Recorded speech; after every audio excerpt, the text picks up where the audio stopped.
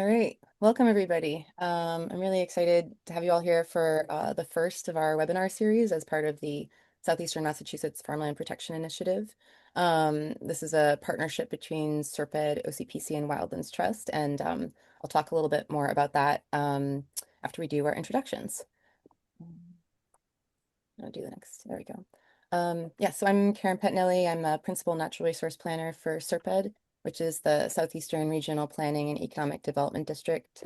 We are a regional planning agency in Southeastern Massachusetts, next to OCPC. And perhaps Rhiannon, you can introduce yourself next and OCPC. Yeah, I am Rhiannon Dugan. I'm a senior comprehensive and sustainability planner at Old Colony Planning Council. We are the regional planning agency for the greater Brockton area, spanning to the coast to Plymouth, just north of Serphead. And I also have Bill with me, who can introduce himself.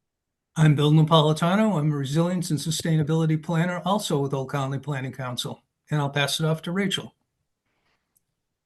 Good afternoon. I'm Rachel Bruce. I'm the Chief of Staff at Wildlands Trust. I will not be presenting today, but I'll be behind the scenes helping take questions. I'll pass it to Scott. Thank you, Rachel. I'm Scott McFadden, the Director of Land Protection for Wildlands Trust, which serves all of the 44 communities that are subject to this grant, another 14 more, 60 in total. And my name is Brian Dole. I'm an intern with the Environmental Planning Department over at SERPED. Awesome. And then our MDAR staff, which I'm realizing maybe we have Taylor here instead of Ron, so my apologies. We also have MDAR joining us, as MDAR is sponsoring a program, which we also talk about more, the connection with the Farmland Partnership Program. And let's see, do we have Jasper? Hi, everyone. I'm Jasper. I work for MDAR. I'm the APR Sales and Transfer Coordinator. Also wear a few different hats, but nice to meet everyone. Jay? Good afternoon, everyone. My name is Jay Rosa. I'm an acquisition planner for MDAR's Agricultural Preservation Restriction Program, referred to as APR. I assist with farmland owners entering that program, and I cover the southeastern portion of the state, so Bristol, Norfolk, and Plymouth counties. And do we have Taylor and not Ron? Is that I think we're both here. Oh, you're both here. Oh, Yeah. great. Okay, cool. Yep. Taylor Arsenal, I am the stewardship supervisor for the APR program. I'll pass it over to Ron. Hi, folks. I'm Ron Hall. I'm the acquisition coordinator with the Agricultural Preservation Restriction Program. Awesome. So yeah, so we will move on to our agenda next. So this webinar is focused on farmland protection tools for municipalities, and we'll start with a little bit of a project background and the project area that we're working with. And then we'll move into permanent farmland protection tools, and this will be a general overview of the basic permanent protection tools we have for farmland, and then temporary farmland protection tools. And from there, we'll shift into municipal planning and zoning tools that can be used for farmland, and we will go over these fairly briefly as these are offerings of the Farmland Protection Initiative that we will be offering later throughout the year. But we'll give kind of a teaser on each of these now. And after that, we'll go through funding pathways and then some important partnerships and entities that are good to work with in farmland protection, including your land trust. And then we'll talk about the importance of agricultural commissions. And then we will move on to Community Preservation Act funding and how they can be used to set up an agricultural preservation fund for protection of Chapter 61A lands. And then we'll talk about how to stay involved and be in contact with us after this. And from here, we'll just talk about a few webinar logistics, and that will be Brian. Yeah. Thank you, Karen. So yes, this presentation will be broken up into a few different sections, and at the end of every section, we'll have allotted time for Q&A. So as you all have questions, please feel free to drop them in the chat, and I'll help field some of those. If you want to wait till the Q&A section, as that happens, there is a React function you can use to raise your hand, and we will be able to call on audience members and have those discussions as well.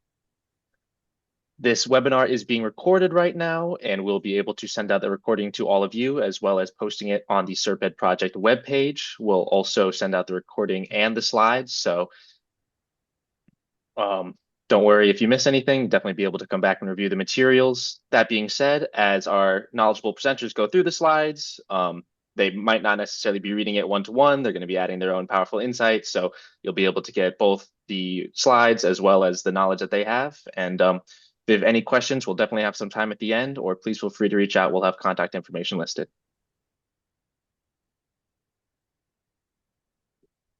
Awesome. So yeah, I'll just give a little bit of a project background here. The Southeastern Massachusetts Farmland Protection Initiative is a partnership that came about last spring when MDAR announced their Farmland Partnership Program grant. We gathered with OCPC, sorry, SERPED, SERPED, we got together basically with OCPC and Wildlands Trust and talked about how we could protect farmland in the region. And together we realized the vulnerability of Chapter 61A properties in the region and also the important municipal role involved in the transition of those lands. So we came up with this proposal to work with municipalities on Chapter 61A protection specifically. And as a part of this, this grant project through the Farmland Partnership Program, we have these different offerings we'll be offering through the next year and a half and hopefully beyond then. But yeah, we're hoping to collectively move the needle on Chapter 61 protection in the region and really work closely with municipalities on these different strategies that can be used to protect lands here in Southeastern Mass. And I will maybe go wait until the end to talk more about our project offerings, but essentially there'll be webinars. We will be providing technical assistance for a variety of mechanisms essentially that municipalities can use to support Chapter 61A protection. We'll also be doing zoning and planning tools, some different educational opportunities on that, and technical assistance on setting up an agricultural preservation fund with CPA funding. And next slide.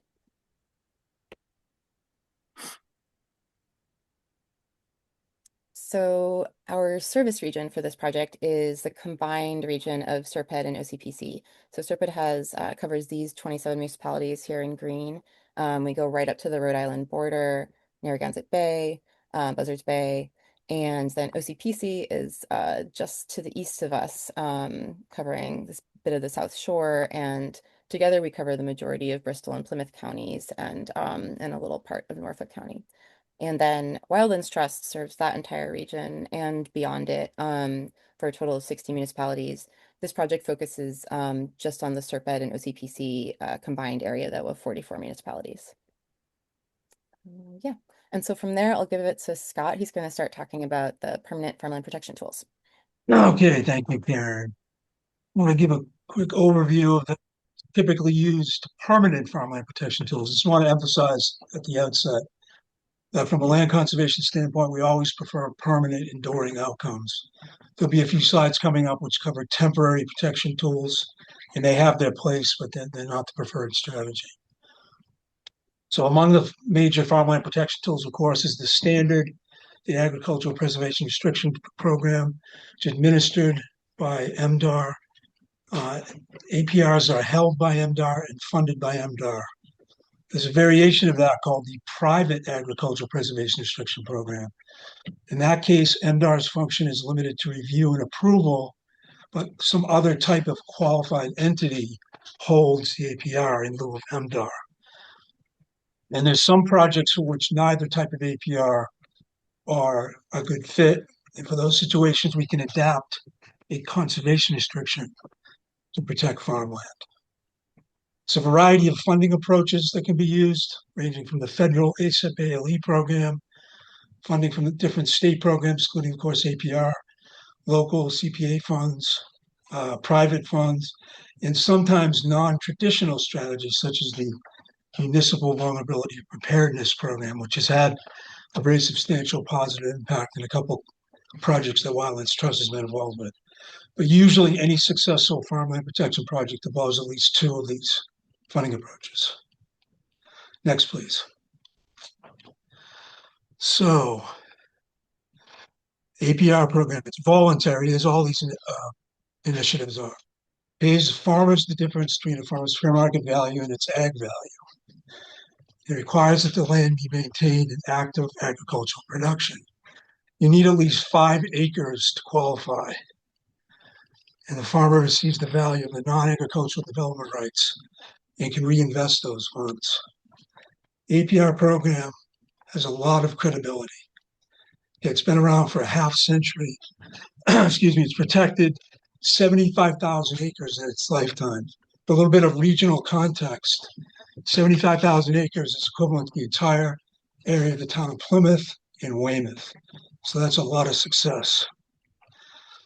The main goal of the program from MDAR itself is to protect productive farmland, revitalize the ag industry, and make farmers more financially secure. So since about 1994, APRs have a feature called OPAVE. Some of you may have heard of it. It's called option to purchase at ag value. Basically, the purpose of this mechanism is to keep farmland affordable for the next generation. It's typically when a farm comes up for sale that has an APR on it, a prospective buyer is basically required to show a business plan and basically demonstrate their bona fides as a farmer.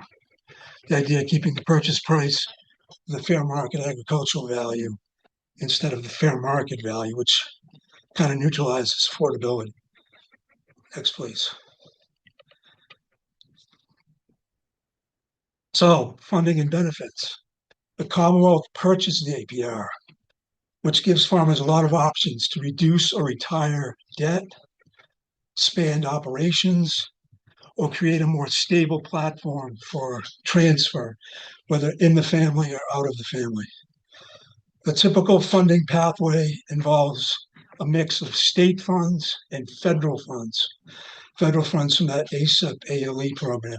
So together, those provide about 90% of the cost of an APR, with a caveat, a positive one. If your community is a right to farm community, the local so-called local match shrinks to 5%. So that's an incentive if you're not a right to farm community to become one. And typically CPA or other local funds can be used for the 5 to 10% match. Projects, APR projects, landowners retain ownership. They keep the right to privacy, ability to carry out regular farming practices. And from the municipal perspective, the land remains subject to an APR in private hands, stays on local tax rolls, continues to be managed by the property owner. Next, please.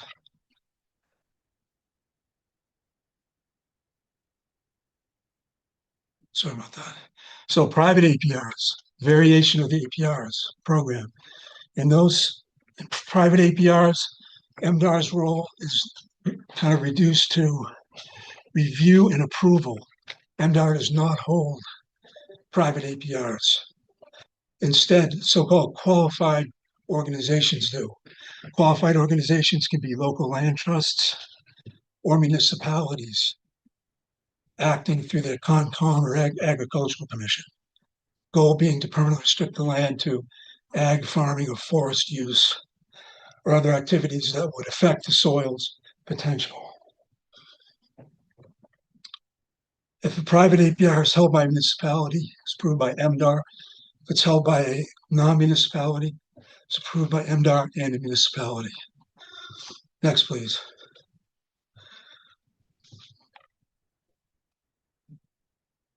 So benefits of a private APR is somewhat more flexible than a standard MDAR APR.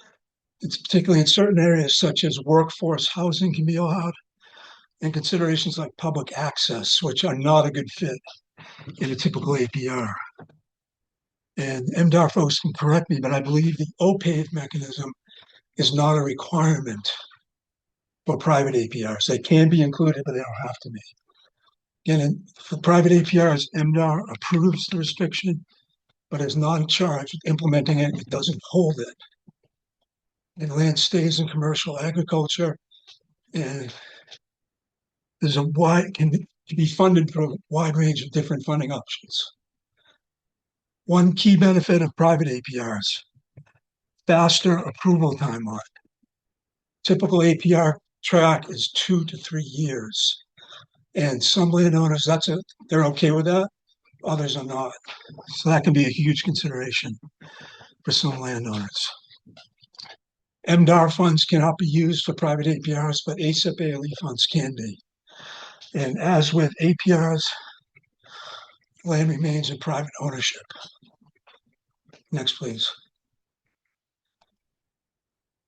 So CRs.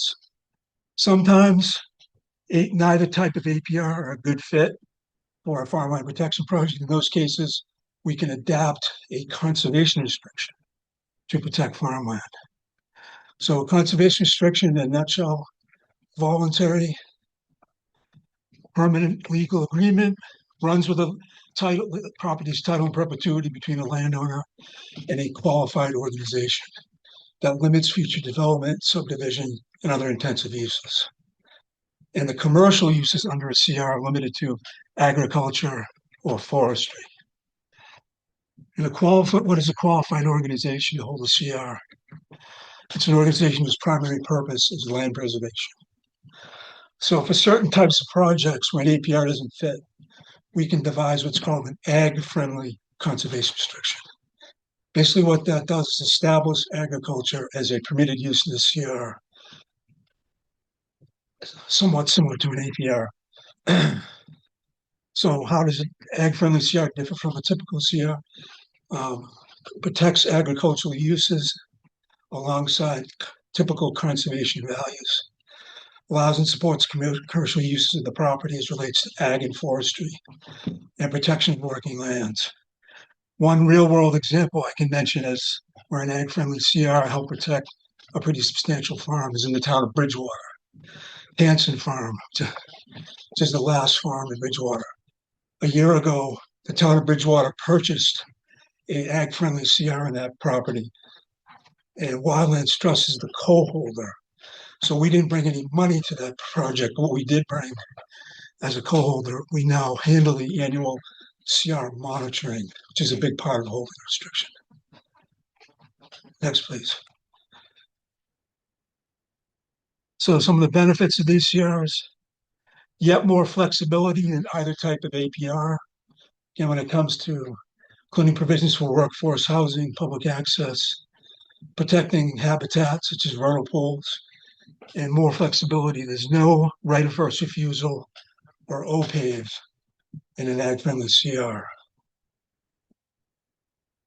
And as I mentioned about the Bridgewater project, in that case, what funded all but 1% of that farm's protection was the state's municipal vulnerability preparedness program. So that was an example of an ag-friendly CR that relied on a, we'll call it non-traditional funding source to very good effect. So again, the one commonality between these APRs and CRs, landowners retain ownership, right to privacy, and ability to farm the property. Next, I think it's Rhiannon.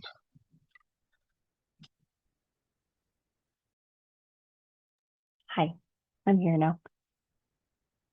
I am going to cover an overview of temporary farmland protection tools with the help of Jay from the MDAR staff. So I am going to be discussing Chapter 61A lands and agricultural covenants. So Chapter 61A land, which many of you may be familiar with, reduces the tax burden on agricultural landowners by allowing the land to stay in agriculture, reducing financial pressure of land ownership. And the agricultural covenants limit the use of and improvements to farmland exclusively to agricultural purposes for a set number of years.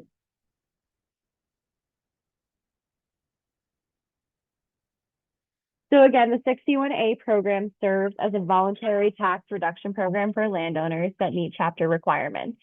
So whether you're going for Chapter 61, 61A, or 61B, they all fall under different categories, whether it's forestry, agriculture and horticulture, or recreation. And each one of those comes with a different set of restrictions. So for today's purposes, we are specifically reviewing 61A. The land is taxed at the current use value to encourage the preservation of farms, forests, and other open space. This results in a large tax reduction of often 75% or more for landowners while the land is enrolled in the program. There is a minimum period of enrollment. Otherwise, if it is taken out of Chapter 61A land, the landowners pay rollback or a conveyance tax when the land is sold or pulled from the program. The trade-off is that landowners receive a property tax benefit while the municipality and soon possibly the state gets the right of first refusal, which is the option to purchase the property by matching a legitimate offer before it is sold off. So this gives the municipality a chance to acquire the land themselves so they can keep it in conservation or agricultural friendly conservation. And penalties if the land is sold to a new owner who agrees to keep the land in the chapter program may be avoided. So if you're selling it to somebody who's interested in keeping the agriculture restriction, with communication, you may be able to prevent having to pay some of that payback. One of the major requirements is having 5 contiguous acres of agricultural production land. I just remembered that we forgot to put on this slide the fact that the municipality can either acquire the land or assign their right to the right of first refusal to another qualified entity, such as a land trust. It's sort of important. Sorry. Like a wildlands land trust. Just like that. Yeah. Great time. And switching over to agricultural covenants. Jay, did you want to take the lead on this? Sure. Perfect. Thanks, Ann. So Scott did a nice job of describing the APR program earlier, which is obviously a permanent land use restriction option for landowners. MDAR does also offer shorter term covenants that may be of interest to your local farmland owners or as a potential model for municipalities and or land trusts exploring various farmland protection options.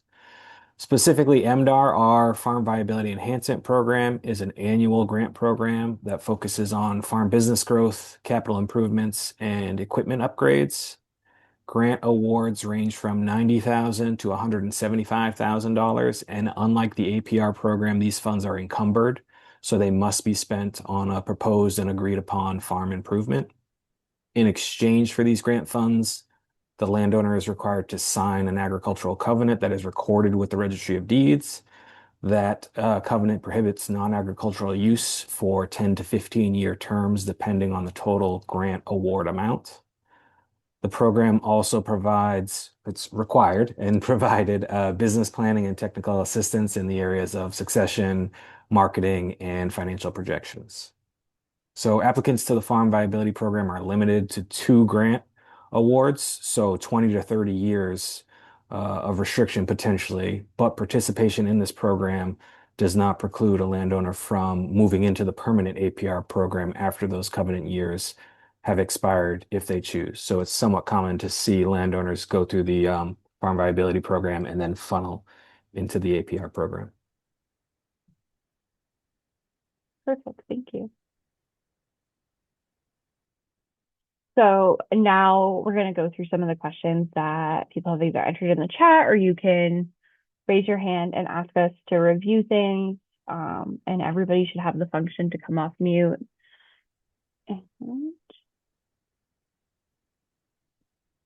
And we'll move the slide aside so we can maybe see people. Yes, let's switch to discussion format. It's great to see people. Some people still are named Karen Petnelly in here. If you didn't catch it in the beginning, for some reason this Zoom link assigned everyone my name. So if you want to rename yourself so we know who you are, it's up to you. Or be anonymous as Karen Petnelly, that's fine too. So yeah, do you have any questions? I see we have, I can't quite see your name, Hampton? Is that right? Hampton Watkins, Land Use and Acquisition Committee in Plymouth. Rhiannon, you had said that currently municipalities and possibly soon the state. Can you elaborate? I'm going to let Karen elaborate on that, actually. Karen, thank you. Just Karen. I put a quick response in the chat, and I think I wasn't sure if your question was is if MDAR. So essentially, there's a movement right now whereby MDAR may receive the right of first refusal after the municipalities essentially have it. So if they are not using their right to acquire or assign the land, MDAR would then I'm calling it the second right of refusal for now. This isn't, and maybe MDR can jump in around where the legislation is on that at the moment. And I think your question was whether MDR then is required to permanently protect the land from there, which I don't know if there is a requirement for that permanent protection after acquisition. Um, It, my part of my question was if the municipality does not, then MDR has the option to exercise a subsequent, and what's the notification process, et cetera? So since this isn't, it's not complete, it's moving through legislation. It's not confirmed at this point. I think we probably won't go into this in a lot of detail here, but it is a very interesting kind of evolution in this, which will be interesting to see how this, yeah, changes the landscape around chapter lands protection. But if someone from MDR has more information they want to share on that. Yeah, because the legislation's still pending, it's not set in stone yet. I'll try to find the link to the proposed legislation and put it in the chat, but it does kind of spell out what the proposed notification process and all of that would be. So I'll try to find that now. Thanks, Jasper. Yeah, of course. Question. Anyone else, or do we have anything in the chat that Everything in the chat has been addressed. If anybody's having trouble with the hand raise feature and wants to hop off mute and ask a question, you can do so.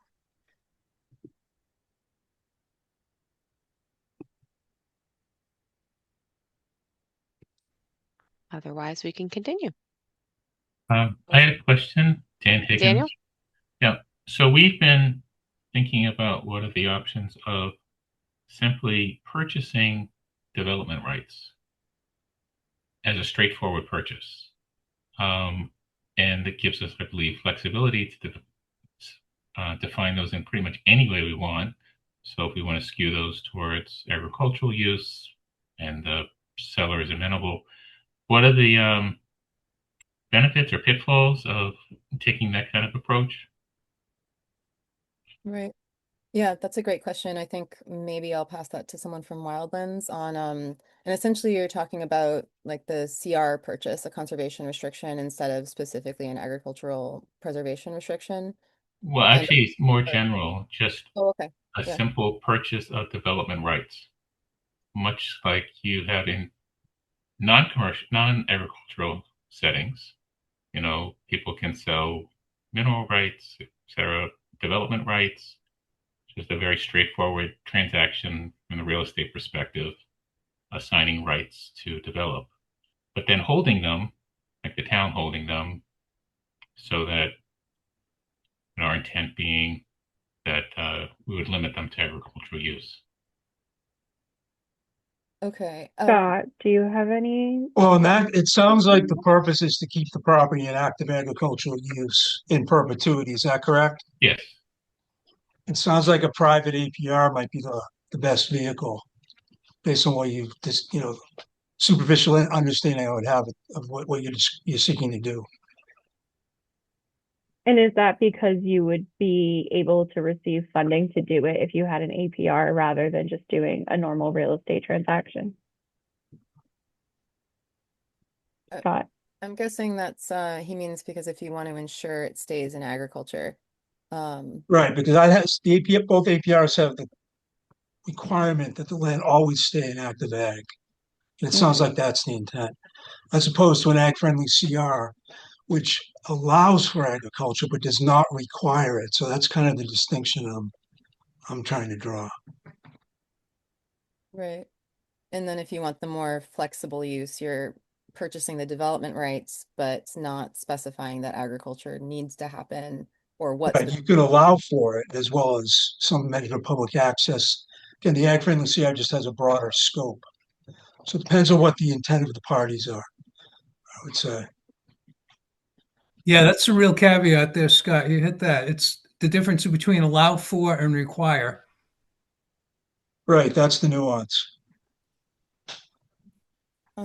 And Daniel, I'd be happy to follow up with you. Also, I see you're from Dayton. So we work with Dayton on a lot of different things, actually. So I'd love to follow up with you after this as well to get into Right, detail. thank you. Yeah. Samantha? Oh, sorry. Yeah. Sorry. Thank you. I just had a quick question related to the discussion around agricultural covenants. It seemed like there's some pretty incentivizing measures there for landowners in terms of having access to grants for business growth or capital improvements. I was curious if you could share if there's any equivalent structures for those, if there's an interest in pursuing the ANR or private ANR, or if the typical pathway for folks, if they're looking to get access to that capital funding and technical assistance, is to start with that pathway and then move for that for permanent use. Or so I can Okay. take a stab at that. Yeah. So MDAR has a host of grant programs, and we'll provide some links at the end that are available to all eligible farms in the state, regardless of their APR status, regardless of participation in the Farm Viability Enhancement Program. In addition, there are specific programs made available to APR landowners specifically. So there's options regardless of what mechanism or restriction you might have applied to your property. I would say if you are in the APR and farm viability, it's slightly less competitive because there's a fixed pool of other folks applying.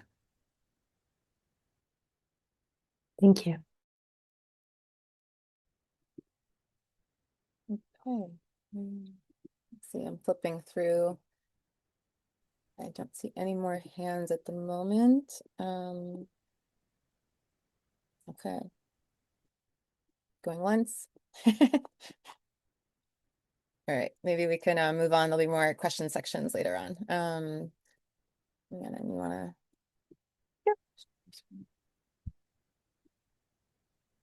And by the way, we love questions. We really like them. We want to, so please load them in the chat, bring them on in the Q&A.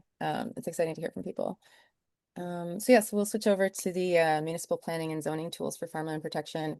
These are just 4 examples of tools municipalities can use in the planning and zoning level to assist in farmland protection. And this is specifically geared towards Chapter 61A farmland protection. So we'll first go over open space and recreation plans, very high level on all of these, since there's a lot to talk about for each one. And we'll work with municipalities in each of these areas throughout this project. So we'll work with them in more detail as this goes along. But so we'll start with the open space and recreation plans, and then I'll talk about conservation subdivision bylaws and how they can be used to protect agricultural land and agricultural farms, living viable farms also.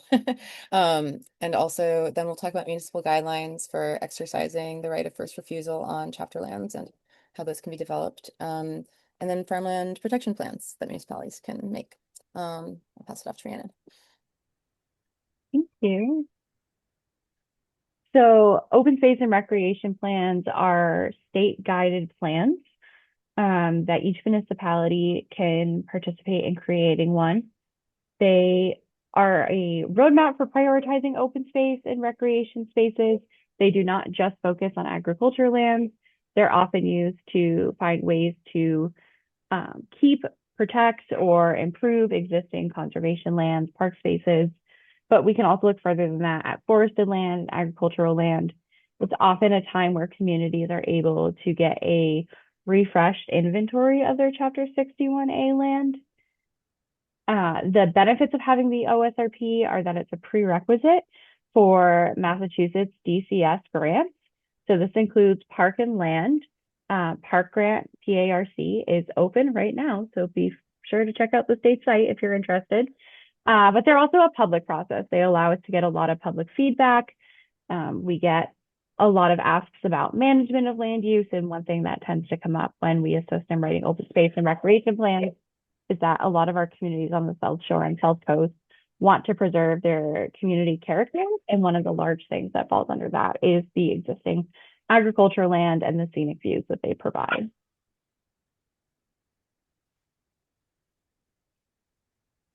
So open space and recreation plans have lots of components. This is the new update of sections based off of the 2025 redo of the workbook. And we talk about Chapter 61A land the most in sections 4 and 5. This is when we're going over the environmental inventory and analysis, where we're looking at where are prime farmland soils, where are bodies of water, where is there contiguous conservation land or a need for it. And then the conservation and recreation land inventory is when we go through all that large assessor parcel data and create lists of land that is being held in conservation, is being held in recreation, and is being held under Chapter 61, Chapter 61A and Chapter 61B. So this tool does not directly acquire Chapter 61 land, but it has been a really helpful tool for a lot of our municipalities to get set up to really revisit the process of what that right of first refusal looks like. Pass it back to Karen. Awesome. So I'll talk about conservation subdivision zoning bylaws a little bit. So basically, these are bylaws that your municipality can choose to adopt that change the zoning regulations around the unit size of the lots on a certain parcel to allow for conservation of the rest of the parcel, basically. So a fair number of municipalities have this in Massachusetts. They're not uncommon, but they can kind of be restricted at different levels or accessible for developers at different levels, I'll say for now. And so what this looks like on the ground, if you look at this image here, a conventional subdivision, so typical zoning, has a minimum lot size, let's say of an acre. And so you'll get a parcel divided up into 1 acre lots, potentially it looks like this, and then houses kind of, strewn throughout the lot. And this can be related to the fact that the zoning requirements actually limit to a minimum of 1 acre. So if you take a conservation subdivision bylaw, if your community adopts one, you can shrink the size of the lots if in exchange for this protection of open space. So you're not just changing the bylaw across the board, you're making an exception for times when a developer is willing to set aside a certain percentage of the parcel for conservation purposes. So it looks like this second one below.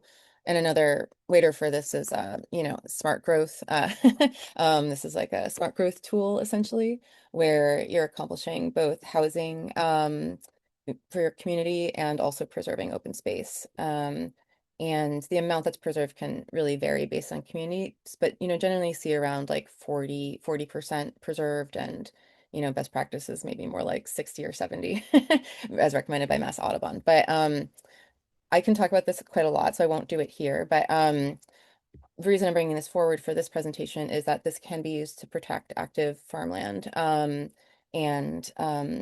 it's one of the uses of the open space that can be allowed in the bylaw. And also the farmer can maintain the rights, the ownership of the land while there's a conservation restriction or APR put on the open space. But that is a requirement of these zoning bylaws that the land is permanently protected for the open space part of it. So we can go to the next slide. So this is I just pulled up an example of somewhere where this happened in Massachusetts. As part of this project, I would love to do more research in our region and find examples where conservation subdivisions were used to preserve active farmland. But there's this one MAPC provided of estates in Westboro, where they are preserving the open space part as actively being hayed, and the rest has a cluster housing subdivision on it. And there are examples in the state where municipalities have chosen to put rules over certain overlay districts using overlay zoning for agriculture as a way to require these subdivisions. And that's a way that municipalities can protect farmland also. You are legally allowed to require these throughout town. Conservation, subdivisions don't have to be the exception. They could be the norm. But, given challenges of zoning changes, an overlay district for agriculture is a great way to accomplish more of these these subdivisions that are preserving farmland. And yeah, and also the other thing that we'll look into throughout this project is around using the housing as affordable housing for farm workers, as we see potential for that as well. And next slide. So shifting topics, Town of Williamsburg just released these guidelines for exercising the right of first refusal on chapter lands for the town. And this is something we see as very exciting when we're looking at the situation of Chapter 61 properties and how it can be very challenging given just how much goes on in a municipality and how much turnover there can be that municipalities have this right to exercise the right of first refusal and to acquire and assign the land if they choose. But often, just given the way things can happen, sometimes these opportunities are missed. And we would love to work with municipalities to develop these guidelines and procedures for how different boards and committees can all be involved when the purchase and sale notice comes through and can review these opportunities to protect farmland. So this is something, it's the technical assistance opportunity that we'll be offering through this project would be to assist in developing guidelines like this for your communities. And yeah, okay, over to MDR. Jay? Thanks, Karen. So, as part of MDR's strategic planning and farmland action planning process over the past few years, it became pretty clear that there should be a priority placed on more coordination and shared resources between our state agencies and counterparts at municipal and regional levels. I say that for a few reasons. Just the sheer acreage target for farmland protection across the Commonwealth moving forward realistically requires a lot of staff capacity and shared resources in order to deliver and achieve that goal. Additionally, and I experienced this a fair amount working with landowners, local officials are generally more aware of the needs and long-term plans for local farmland owners. Often farmers have an existing relationship with those local officials or land trusts, so they may feel more comfortable discussing options at that local level before a referral to the state, for example. So with those priorities in mind, MDR has worked with planning officials across the state to draft a resource document titled Planning for Farmland at a Municipal and Regional Level in Massachusetts. This document is intended to be a general toolkit available to municipalities as they consider farmland protection efforts, whatever form that may take. So from formal adoption of farmland protection plans on one end to much less formal interactions and outreach with farmland owners in your town or area. The document itself includes general terminology and definitions, links to useful templates, metrics that we frequently use for evaluating and prioritizing farmland parcels, and discussion of the economic benefits of farmland protection. The document was drafted with the intention of being a complement to the Mass Division of Conservation Services Open Space and Recreation Workbook, which some of you may be familiar with, and this document is scheduled to be made public by the end of this year. So one of the primary benefits of an adopted municipal farmland protection plan is obviously the commitment made at the local level, but notably expanded eligibility for funding, particularly I would say federal NRCS ASAP funding to support protection projects. And just lastly, real quick, as you can see on the right-hand side here, we have several Western Mass regional planning agencies working on farmland protection plan templates with a few pilot municipalities. So we'll be seeing this more, and there'll be more samples made available to wider regions of the state. Thanks, Jay. Okay, back to questions again. Yay. I know people have questions. There was so much juicy stuff in those last slides. So just Rachel, is there anything in the chat that we didn't answer? Nothing in the chat right now. Please feel free to. There's Oh, never one mind. question that Go ahead, Brian. came up in Sorry. the chat. My apologies. Samantha Carr was wondering, would you have any advice for gaining local buy-in for conservation subdivisions? It's a great question. I mean, each municipality is different, right, politically. I would say the main issue with the buy-in around these subdivisions is there's a lot of like misunderstanding around what they're doing. people tend to look at them as more housing instead of like better housing development, because it doesn't increase the number of houses essentially that are allowed in your municipality. It just, allows smaller houses and more protection.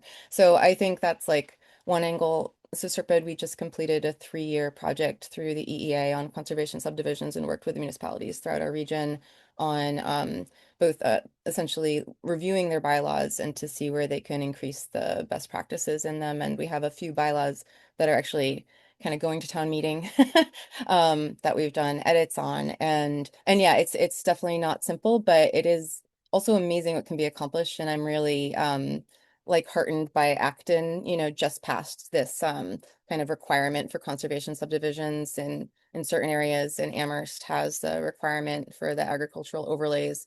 So I think basically it's like find your local heroes is my best advice on that. But yeah, bigger conversation. Like it's all about the voices in the community and who's there at meetings and who you have on your team in the administration. And then but really like we've gone to every board and committee meeting in the the two towns we're doing edits for currently. And really it's just there's a lot of process and re-editing and hearing listening to people, and but people really do want this, I find, actually, like compared to the option of like less open space and and maybe large houses and subdivisions that aren't the most beneficial for the municipality. So like anyway, yeah, I don't know if anyone else says something on that.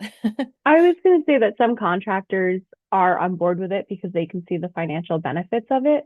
One of the largest things that came up when Serpide had started that project and I was on their staff was the cost of pavement keeps going up.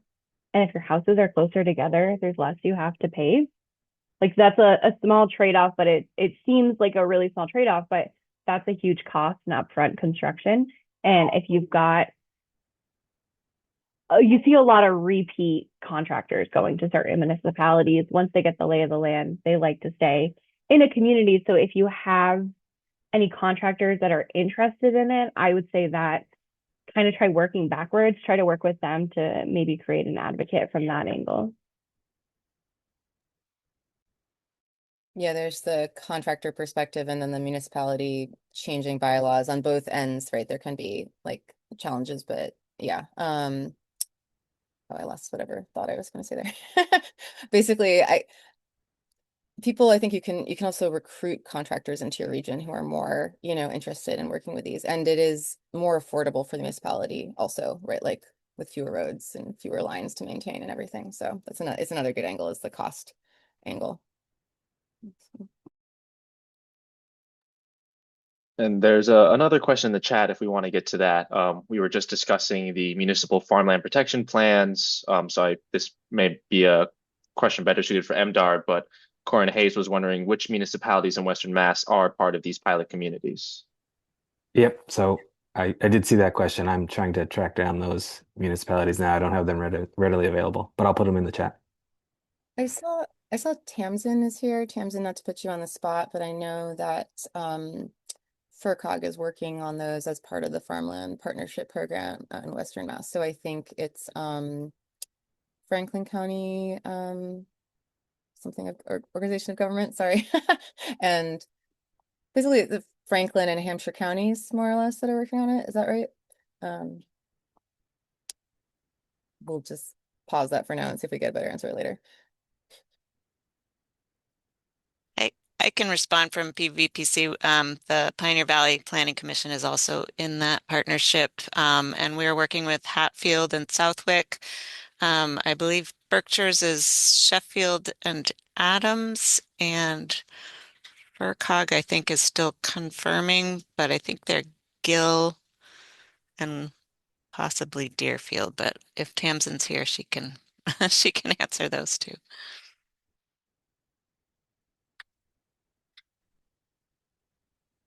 I saw Tamsin's name. I do feel bad kind of calling on people randomly in a webinar, but we'll see if she comes back.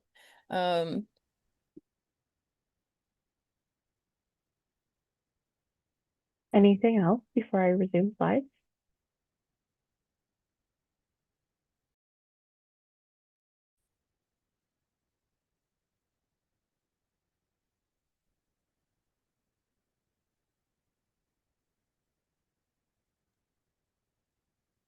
Okay, what do we have up next? All Funding. right. It's you, Bill. All right. All right. We're going to talk about municipal grants and pathways, funding pathways for municipal farmland protection. I think, first of all, Scott and Jay did a fabulous job talking about the programs that are first mentioned here at the top. And in the last section, I think one of the things that really stuck out was Karen, Rhiannon, and Jay again really stressed the value of integrated planning, having people work together at the municipal level so you know what you want to do and why you want to do it and how that can be accomplished, in a regulatory framework. And what's the big thing? We want to find out what we want to preserve and why we want to preserve it, but funding is always the big roadblock. So as like I said, as Scott and Jay had mentioned, there's the MDAR programs, the APR, there's the ALE funds from NRCS. I think one of the things, and Rhiannon touched on it too, and as did Scott, was the DCS land program, the local acquisitions of natural diversity. And I've seen that used by several conservation agents very creatively in my district. And the big thing there is make sure that you have agriculture as one of the permitted uses. Scott said that, and it will really help ease the process of trying to carry out agricultural activities on conservation land. And it's a natural fit. And again, you can be creative, but knowing what you want to do and why you want to do it going into the process before you set up your CR under the land program is going to help you out a lot. The other thing that was mentioned was the MVP program, Municipal Vulnerability Preparedness Program. I think it's probably one of the most flexible and responsive programs in the Commonwealth of Massachusetts right now. And it's been used in the SERPED and Old Colony Planning Council areas extremely effectively. Scott mentioned the example of the Hanson Farm. There's also the Peconi Farm in Middleborough. And there's also been over the years a couple of great conservation buys that have allowed for agriculture in some of the smaller towns. So the MVP program is also, I think, good in the fact that it can be used to match federal funds, private donations. It can be used creatively to set up your financing. And right now, most of you on the call, I'm sure, there's 349 communities in Massachusetts that have MVP programs, phase one. There's a couple of dozen more that are participating in MVP 2.0. So you probably are eligible to work with that. The big thing about it is going into it when you're looking for your funding, make sure you know what you're planning for. And as far as agriculture goes, in a lot of your local plans, be it open space plans, master plans, MVP plans, hazard mitigation plans, plan for agriculture, not around it or in spite of it. That's the thing. Be clear. And most importantly, all of these programs, and Scott was great on point before, talk to your land trusts. They can really help you figure out creative, innovative ways to help meet your agricultural goals and objectives in all of your plans. It's all about partnerships. Important point you made there, Bill. Maybe that'll segue us into this one. Scott. Hey, thank you, Karen. So one of the core functions of a land trust, or certainly wildlands trust, we think this way, is helping municipalities in our service area achieve their open space goals. That's a pretty broad remit. Contained within that is helping towns respond to proposed conversion of important farmlands that are in Chapter 61A. There's a multitude of ways that we can be of help to help preserve properties that are at risk proposed for conversion. We can help them, communities act quickly to help towns exercise their Chapter 61A right of first refusal. Or in some situations, we can actually accept an assignment of that right of first refusal. Communities have that option under the Chapter 61 statute. We can also help pursue funding, secure appraisals, negotiate with landowners. And perhaps most importantly, we have access to some of the foremost legal experts in the Commonwealth on helping to navigate the legal process. It's an incredibly nuanced area of the law. We learn from every one of these projects, we learn a lot more. So we have access to those great experts. Sometimes we can help with different types of, whether it's funding or interim financing, such as bridge financing. Town meeting cycles only happen once or twice a year, and sometimes things need to move before a town can work through the town meeting process. And then stewardship and management. I alluded to this a little bit earlier. Land trusts like wildlands, we have stewardship capacity. And a couple real world examples. At Hanson Farm project, we are the active co-holder of that CR with the town of Bridgewater. By active, what that means is we handle annual conservation restriction monitoring. We have the knowledge and the capacity and the expertise to handle that important responsibility of holding a CR, whereas most towns don't. And we have another project that's going to close in the next few months up in Cohasset. Similar arrangement. We're going to co-hold the CR with the town on the last working farm up there. And we're going to handle annual conservation restriction monitoring.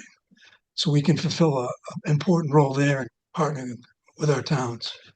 Then lastly, community trust, working with landowners. One of the things we think we're pretty good at is building relationships with all different types of landowners across all demographics.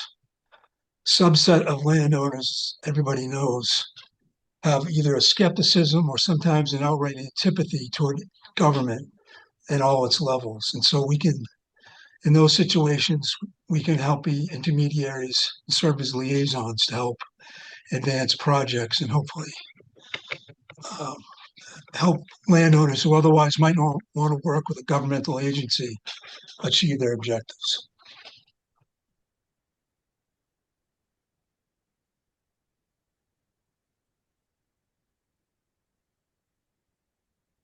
Oh, I think you flipped past the AgCom slide. Can we go back one? There you go. Back over to Bill. All right. We talk about agricultural commissions and how they can help to preserve Chapter 61 properties in your town. AgComs have been around probably since the 80s. And we actually, in our district, have a few very strong, very long-lasting AgComs that have been kind of doing the job, serving, like I said, serving as non-regulatory voice for farmers and agriculture with local government, and kind of bridging that gap that we've been talking about here between agricultural needs and town planning. They bring the voice to the table and they promote, awareness in the community of agriculture. And you've heard Scott refer to it a couple of times. There's been, limited agricultural land in town, but the preservation of that ag land is critical. And again, that's the land trust and partnerships. So how can AgComs help? Well, they're authorized under Mass General Law, Chapter 40, Section 8L, and they represent farmers' interests to the municipal boards and commissions, and they ensure agricultural lands are considered in all local decisions. Again, that gets back to the integrated planning I was talking about before. You really have to know what you have and why you want to preserve it, why you want to prioritize the preservation of that land. And this is where AgComs can really help you out. Who knows better than farmers? And AgComs can work to identify, prioritize, preserve, protect agricultural lands, mostly because they're a tight-knit group. They're familiar, obviously, with the farmland in town, and they can advocate for the use of Community Preservation Act funds. Now, most of you here probably are familiar with that. I know in Massachusetts, there's about 201 communities right now that have passed the CPA. And there's about 159 AgComs in Massachusetts right now. In our area, the SERPID and OCPC area, there's 24 AgComs in our 44 communities. And about 19 of them, I think, have passed right to farm bylaws, which again, Scott referred to in the funding, can really help as far as securing funds at a lower rate and as, match required. AgComs can also exercise a right to refusal on chapter land. They can accept donations, They can cover APR and CPR local match, buy and lease farmland, and partner with land trusts. And there's that word again, partner and partnerships, to respond to right to first refusal. Again, some of the stuff that Scott went over.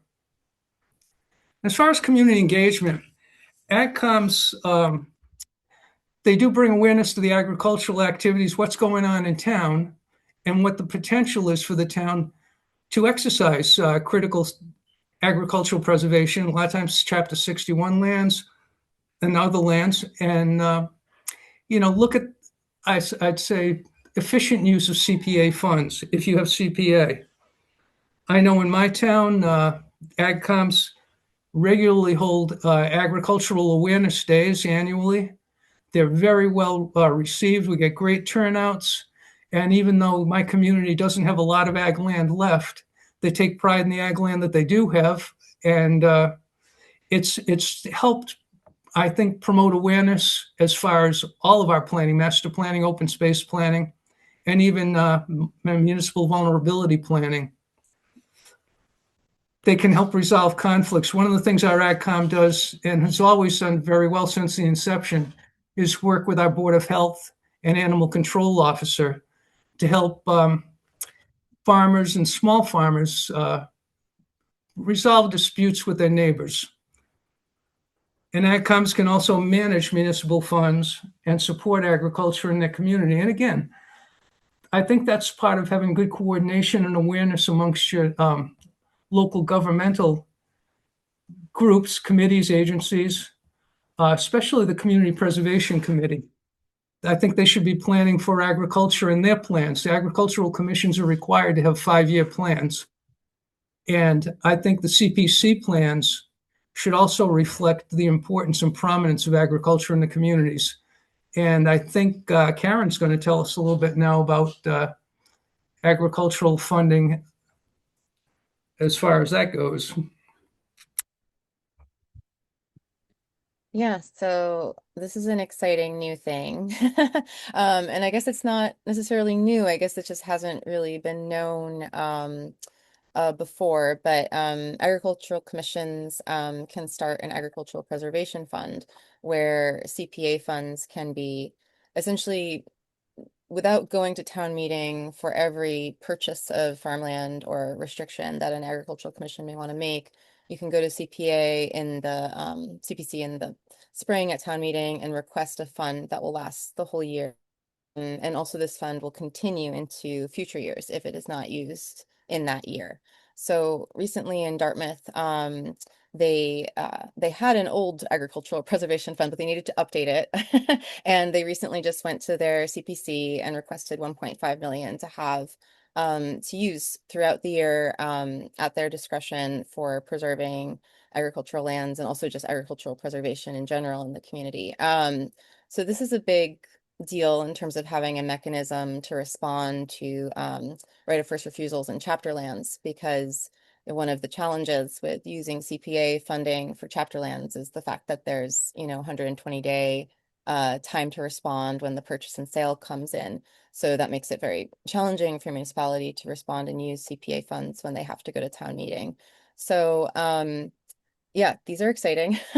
And we'd really like to work with municipalities in setting these up where they would like to. And yeah, it's a great way to ensure that CPA funds are being allocated for agricultural protection in a community, as well as their other, very valued uses. Bill, did you want to add anything on that? I know you had exciting things to say. No, I think you've covered that. And I know Dartmouth, you cited Dartmouth, and they've been fabulous over the years, really working with the Community Preservation Committee and the Agricultural Preservation Trust. It's something that I think a lot of communities could and should try. It is an innovative approach, but again, like I said, this is an opportunity. I think right now, the process that MDR is set up really affords us the opportunity to be creative and again, integrate our planning, look at what we want to do, how we want to do it, and really help to create partnerships across towns, across counties, across regional planning agency districts. This is the way to do it. Farmland is at a premium in Massachusetts, and It's our big chance to step up. And any tools that we can help provide or any assistance that we can help provide, that's fabulous. Awesome. Thanks, Bill. All right, what's our next slide? There we go. All right, wrapped up our content from this webinar, and just putting a plug in for the future webinars and offerings of this partnership. Yeah, our next webinar, I'm very excited about. We're very excited about.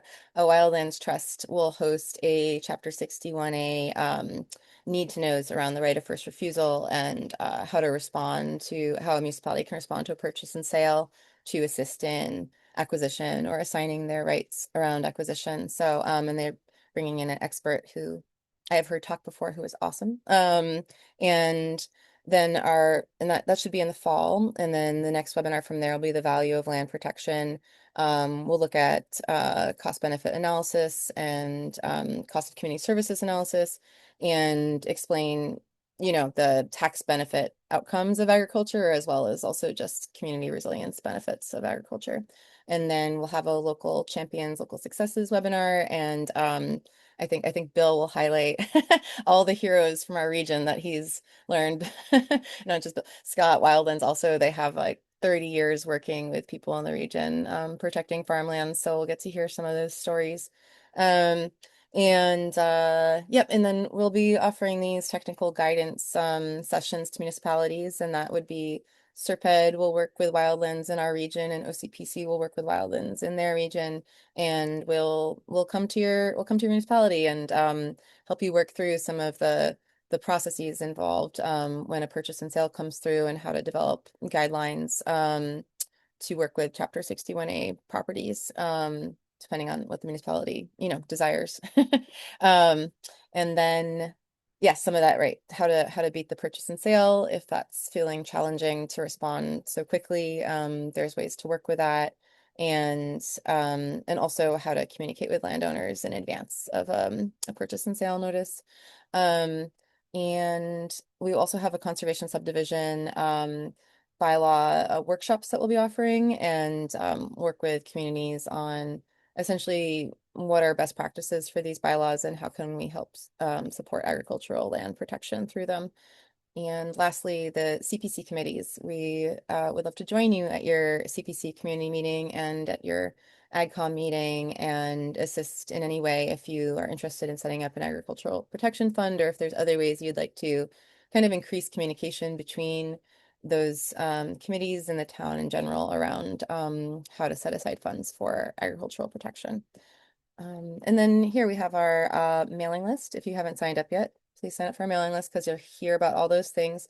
And then we just launched a project webpage. So there's QR codes here. I guess I don't know if you can totally get them with the Zoom bar at the bottom, but it if you're on our mailing list, you'll receive this information, and also the slides. I'll be sending out these slides as well as the webinar recording to everyone who has registered, and they will be up on the website after this. And also, okay, next slide, we will be creating written materials as a part of this project that will go along with each of the webinars and the other offerings as well. So we have now it's not totally it's still a little bit draft form, but almost ready to launch our farmland protection threefold pamphlet, which just has some resources here and directs you to other resources around this project and the farmland protection tools. So that'll be upcoming soon. I will send that out to all the registrants. And yes, and then next slide. I just saw someone in the chat mention they came in as Karen Petnelli. Yes, if you don't mind renaming yourself, there was some kind of technical difficulty we had there. And then yeah, over to MDAR for their offerings. Sure. A few plugs for MDAR before we move on to the final Q&A. I mentioned the Farmland Action Plan previously. This plan was released by MDAR in 2023. It outlines short and long-term priorities for the state, for farming in the state, with the specific goals of accelerating the pace of farmland protection across the state, expanding access to farmland, so things like succession, succession planning, leasing, new and beginning farmer support programs, etc. And lastly, to enhance the overall viability of farms, so things like business support and technical assistance programs. Resulting from that, or one of the results from that action plan, was that MDAR initiated the Farmland Partnership Grant Program that was initiated this year, and it allocates direct funds to farm service providers, governmental entities, and other nonprofits to further these stated goals of the action plan. The grant program is ongoing with 29 projects funded across the state this year and next year, including the work that the partners here, Serped, Old Colony, and Wildlands, are doing today related to municipal awareness of tools and resources in furtherance of farmland protection in southeastern Mass. Next slide, please. And lastly, we wanted to leave you. You could, there you go. Thank you. So we wanted to leave you with links and resources to refer back to.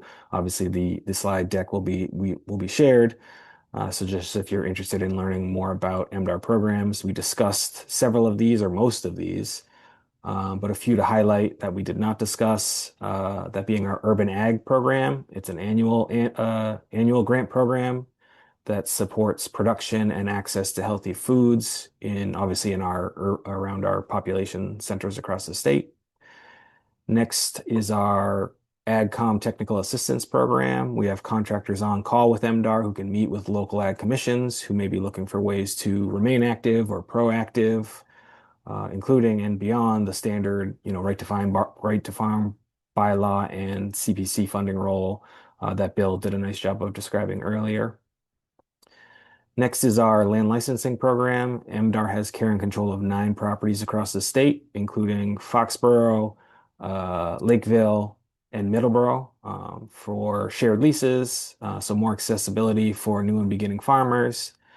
These properties can function as incubator opportunities with shared infrastructure and stable lease agreements, so it's a nice entry point for new and beginning farmers, and also just underserved farmers that may not have the capital to acquire land on their own. So in total, there are over 850 acres available through the land licensing program. And the last bullet here includes a link for the full list of our state grant programs, as well as a newsletter sign-up information. So thanks for providing me the opportunity to discuss in general the APR or the MDAR programs, but specifically the land protection tools that we're offering.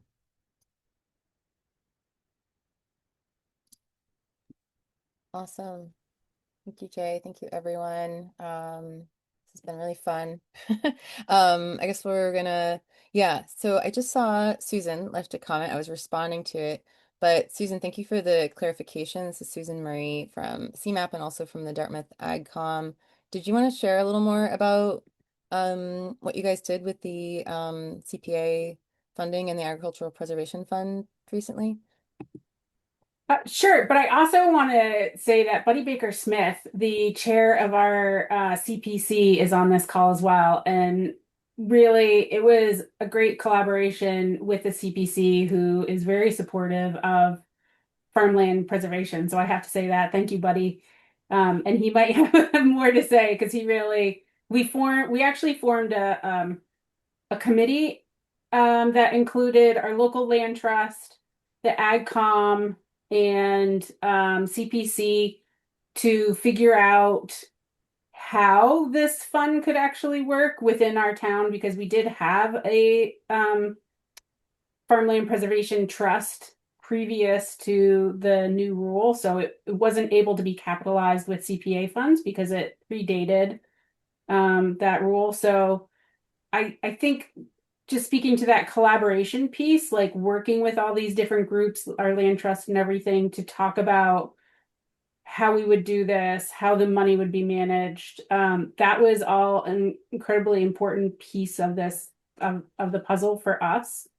And so we went to town meeting on Tuesday and it was approved. So we're really excited, and we're moving into an MOU phase where we've created so the AgCom is actually administering, or not administering, the town administers the fund, but the AgCom gets to choose how to spend the funds. but we're also creating an advisory group that will have someone from planning board, Concom, finance department, buddy, who am I forgetting? But they basically different representatives from different boards will form this advisory committee. And also our local land trust will sit on that advisory committee. So I think this collaboration piece in choosing which pieces of land to go after, and that's like a really key piece of this. And I think that was a key piece of why we were successful as well. It's not just the AgCom sitting by itself, but it's a bunch of people coming together that really care about preserving farmland in Dartmouth. Yeah, that's awesome. And you guys are also an awesome example of working with your land trust. I know Dartmouth Natural Resources Trust is like super involved with the municipality and the ICOM, and I would love to, yeah, work with you more on this and figure out all the things you did right. And then, if we can support collaborations like this in municipalities, I think that, yeah, can really. You are my integrated planning heroes. That's I love to hear that. That's the way to do it. Yeah. This is Buddy, and it has been a great collaboration. So one of the things that the CPA requires an annual plan that the CPC has to assemble, and there needs to be public input into that plan.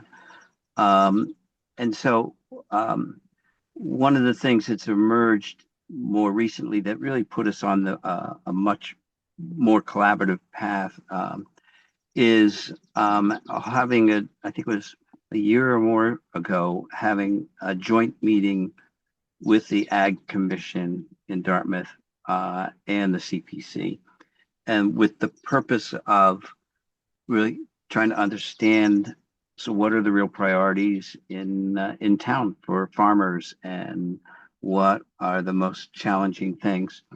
It really helped the CPC, I think, get some grounding in where the issues were and the importance. Out of that sort of came the clear need to try to find a way of capitalizing a ag preservation fund, and it's our intention to try to meet at least once a year with the Ag Commission or representatives from the Ag Commission, just to continue the conversation. But I think CPCs can take advantage of their annual planning process and reach out directly to Ag Commissions if they have one in town, and just have an explicit conversation about what are the priorities.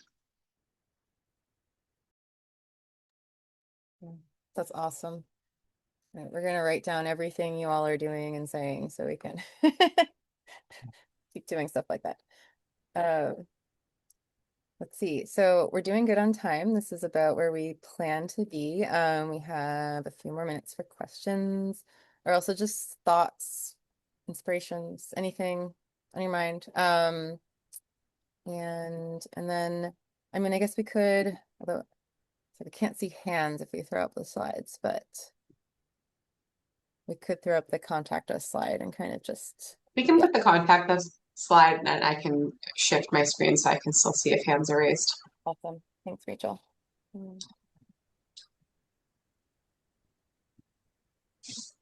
Right. So yeah, so I don't know if you can shift to full screen. Thanks. Yeah. So this is all of our contact information. And I put the QR code to the project webpage on the bottom there. And the signing up for the mailing list is also, if you go to that website, there's scroll down to the bottom, you can sign up for the mailing list. And that's the best way to really hear the project updates coming forward. But please feel free to reach out to any of us, and we really want to assist with any projects or things you're working on in the municipality around these topics. Yeah, we'd love to visit your committee meetings, and yeah, just start to, get hands-on in the region. Oh yeah, Rhiannon, you were going to give a a pitch for RPAs and land trusts, right? Yeah, I think you were doing a great lead into it, but one of the things we wanted to say was you don't have to wait for the webinar with the subject line that you wanted. If these are projects that you are actively working on, actively pursuing things that are of interest, things that came out of projects or town meetings, please feel free to reach out to your regional planning agency, whether that's Karen at SERPED and Brian at SERPED, or myself and Bill at Old Colony Planning Council.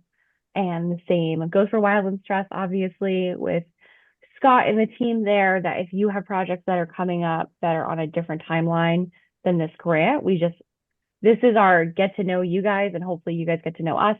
But please take this as a lead to get started on these projects and not feel that you have to wait. And hopefully we'll keep working on projects that are also agriculture adjacent. I think the regional planning agencies probably spend a bulk of their time working on things like open space and recreation plans and assisting with MVP projects. So we are integrated, and we want to continue to be integrated and a part of this process. Yes, yeah, thank you. It's not the beginning or the end of the work, but it is very exciting that MDAR has this Farmland Partnership Program, and that also this is an opportunity to connect with people throughout the state. And I see a lot of people here from throughout the state here, and it's great to hear about what municipalities are doing all around and share resources on this as well. So yeah, looking at the time, it's like, ooh, are we gonna end right on the note, like right on 3? Anyway, I love it. So maybe we can, just the next page is just a resources page. I will put this on the website. It's not there yet, but also it'll be out with the slides. Here are just like some great resources, some of them published recently, some of them a little older, on Chapter 61A, land protection. Yeah, the AFT one at the top, and we have hard copies of these in the office if anyone wants hard copies brought to their municipality and like put on a desk. We're happy to bring them to you. And I will put a shout out to Essex Greenbelt Land Trust up. Sorry, I'm getting their name a little bit wrong, but they released this guide for Massachusetts landowners a couple of years ago, and they are strategically mapping in their region chapter properties and helping to prioritize and yeah, figure out the process of protection around prioritized parcels. So this one's cool. These are all cool. Okay, I'll stop talking, and I'll leave a few more minutes for questions if anything is straggling. I don't have any raised hands right now, but please feel free to raise your hand or hop off mute if you have a question.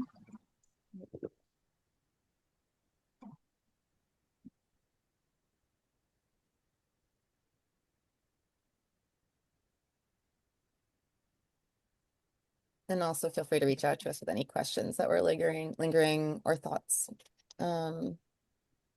Inspiration for things we can do together. All of the above. I'll give a quick round of thank you. Thank you to MDAR for the staff that were able to come here today and talk about your programs.